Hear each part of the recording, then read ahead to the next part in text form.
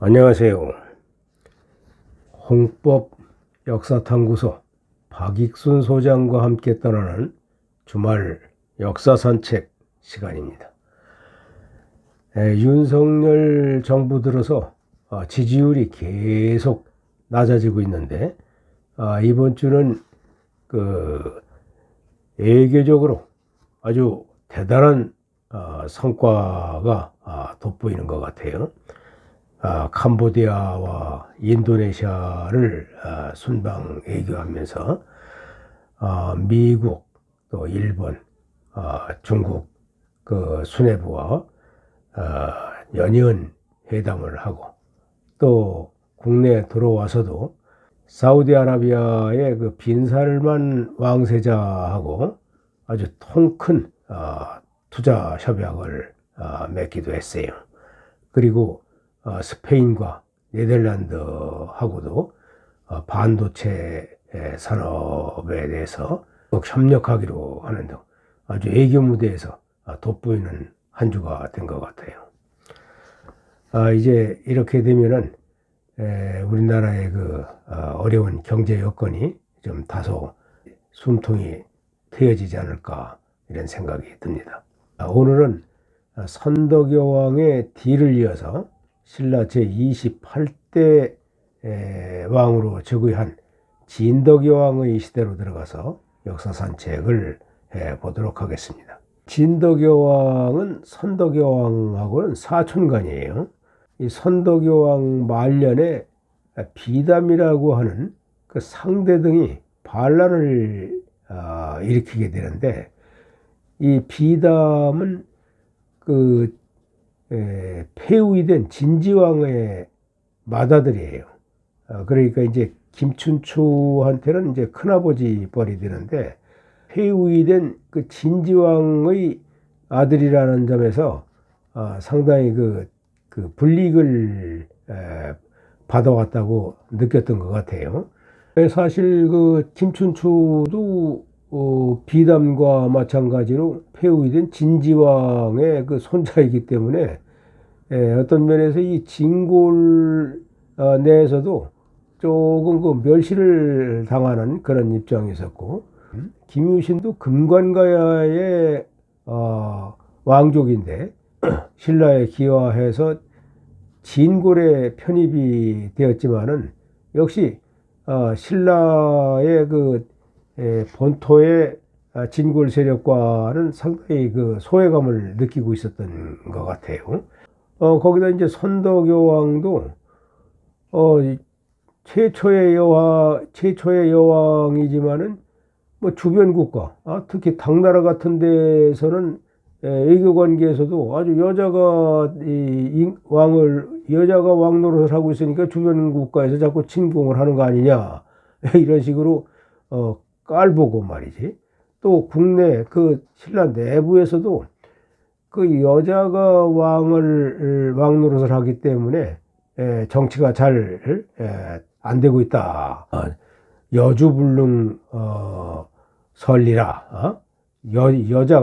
여자가 임금이 됐기 때문에 나라 정치가 좀 잘 안 돌아가고 있다. 이런 식으로 선덕여왕 자체도 그런 여인으로서의 한계점을 안고 있었단 말이지. 그래서 이런 서로 핸디캡을 가지고 있던 선덕여왕과 김춘추와 김유신이 서로 의기투합이 돼가지고 기존의 귀족 세력과 이런 새로운 신흥 세력 간의 대립 양상을 가져오게 됐던 것 같아요. 신라에 3명의 여왕이 있었지만은 이 진덕여왕은 다른 두 여왕에 비해서 그렇게 부각이 되지를 않고 있는데, 사실은 진덕여왕 때에도 많은 노력을 했었지만은 김유신이나 김춘추의 활동이 너무 부각이 됐기 때문에 진덕여왕의 치적이 과소평가된 거 아니냐 이런 생각이 듭니다. 선덕여왕처럼 진덕여왕도 50이 넘어서 이제 왕위에 올랐는데 역시 그 백제에서 수시로 침공을 해왔어. 제위 8년 동안에 두 차례의 백제 침략을 받고, 한 번은 격퇴를 시켰지만 그 다음 2년 후에는 백제에 의해서 여러 성이 함락을 당하는 그런 위기에 처했고, 또 고구려하고도 관계가 별로 좋지를 않았어요. 그래서 이제 신라는 그 반도 내에서 백제나 고구려의 그 틈바구니에서 살아남기 위해서 물 건너 이제 당나라의 세력에 의존할 수밖에 없다, 이렇게 생각을 하고, 선덕여왕 때도 당나라에 사신을 열심히 보냈지만은 당나라 태종이 그 여인이 다스리는 나라라고 해서 우습게 여기고 이랬었단 말이지. 그런데 이제 진덕여왕이 왕위에 올라서 김춘추가 당에 사신으로 갔을 때는 아주 그 선덕여왕 때하고는 상황이 달라졌어. 왜 그러냐 하면은 그 당나라가 645년에 고구려로 침공을 했는데 안시성 싸움에서 고구려에 대패를 했거든. 그래서 이제 이번에는 신라의 사신을 상당히 환대를 하고, 그리고 이제 이 당나라가 고구려를 치기 위해서는 그 후미에 있는 신라나 백제의 도움이 절실히 요구되는 거지. 645년에 고구려를 침공을 할 때 당나라 태종이 백제하고 신라에 같이 사신을 보내서 백제하고 신라에 똑같이 지원병을 파견하도록 그렇게 요청을 했었단 말이에요.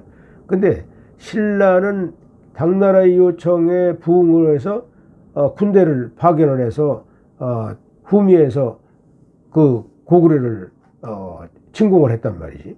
그런데 백제는 오히려 신라가 고구려를 무찌르려고 군대를 동원해서 그 도성을 비운 사이에 그 김유신 장군한테 빼앗긴 그 백제의 성을 되찾기 위해서 신라를 오히려 공격을 했어.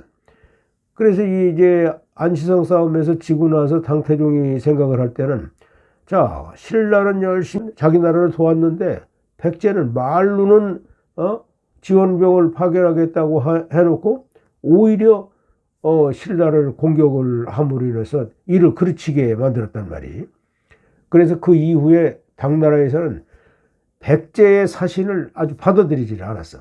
그리고 당태종은, 자, 이 고구려를 치기 위해서는 이 후방에서 방해를 하는 백제를 먼저 정벌을 하지 않으면 안 되겠다, 이렇게 전략을 바꾸게 되고, 신라에서도 그 기밀을 알아채고 이제 당에 적극적으로 또 매달려. 그래서 이 백제를 먼저 없애주기를 같이 간청을 하게 되죠. 선덕여왕 자신이 비단에 수를 놓아가지고 당나라를 칭송을 하는 그런 시를 지어서 당태종에게 헌납을 했어. 그게 뭐 소위 그 치당 태평송이라는 것이 당을 칭송하는 그런 당의 태평성대를 칭송하는 그런 시예요. 이제 좀 약간 아부하는 그런 굴욕적인 그런 시라하고 이제 평을 하고 있는데, 이렇게 진덕여왕 자신이 치당 태평송을 지어서 태종에게 바치는가 하면은, 예규의 달인이라고 하는 김춘추가 당에 수시로 드나들면서 당태종의 비유를 마치기 위해서 그동안 법흥왕 때서부터 독자적으로 쓰던 신라의 연호를 없애고 당나라의 연호를 따라서 쓰게 됐고, 또 당나라의 복제 그리고 당나라의 제도 이런 것을 도입을 해서 조직을 개편하고 친당 정책을 썼단 말이지. 거기다가 이제 이 김춘추가 그 아들 김인문까지도 당나라에 아예 인질로 보냈어. 그래서 이제 당나라의 환심을 사기에 이르렀고, 이 때문에 결국은 이제 당나라에서 이 고구려를 치기 전에 백제를 먼저 쳐서 의자왕이 항복을 하는 그런 상황까지 벌어졌죠. 종래의 그 귀족의 대표성을 가지고 있던 상대 등이 있었지만은 이 집사부라는 것을 별도로 설치해 가지고 집사부에 막강한 권한을 부여해서 왕권을 강화시켰어. 그러니까 이제 이 진덕여왕 때서부터는 상대 등의 권한이 상대적으로 약화되고 이 집사성의 권한이 강화가 돼서 왕권을 강화하는 그런 체제를 유지하게 됐어요.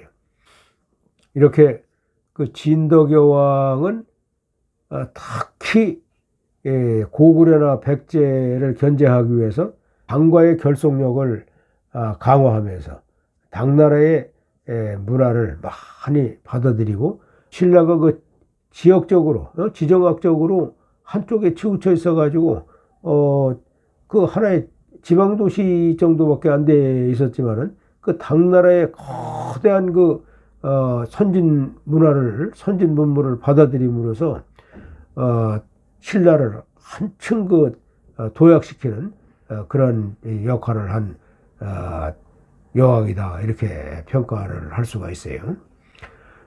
이 진덕여왕도 8년 만에 또 사망을 해. 뒤를 이어서 김춘추가 태종 무열왕의 지위에 오르게 됩니다. 지금까지 신라 제28대 진덕여왕의 시대에 들어가서 역사 산책을 해봤는데, 진덕여왕 이후 태종 무열왕의 시대는 또 다음 주에 역사 산책을 하기로 하고 오늘은 여기서 마치도록 하겠습니다.